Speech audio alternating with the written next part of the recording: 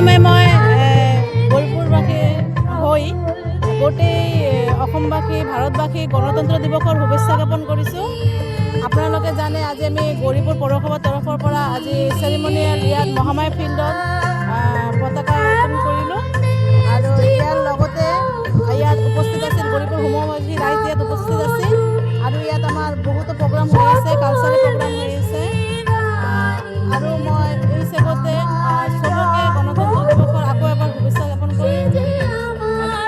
আজি আমাৰ গণতন্ত্ৰ দিৱস উপলক্ষে গৌৰীপুৰ তৰফৰ পৰা আমি পৌৰসভাৰ পৰা আমি আমাৰ যি চাফাই কৰ্মচাৰী আছিল যিহঁতৰ সহায়ত আমি যিহঁতৰ কৰ্ম প্ৰচেষ্টাৰ ফলত আমি গৌৰীপুৰ চহৰখন পৰিষ্কাৰ পৰিচ্ছন্নতা কৰি ৰাখিব পাৰিছোঁ। সিহঁতক আমি এটা এৱাৰ্ডৰ ব্যৱস্থা কৰিছোঁ। সিহঁতক এখনি মেডেল আৰু প্ৰমাণপত্ৰ দিয়া হৈছে আৰু লগতে আমাৰ ইয়াত দেশাত্মবোধক গানৰ প্ৰগ্ৰাম আছে আৰু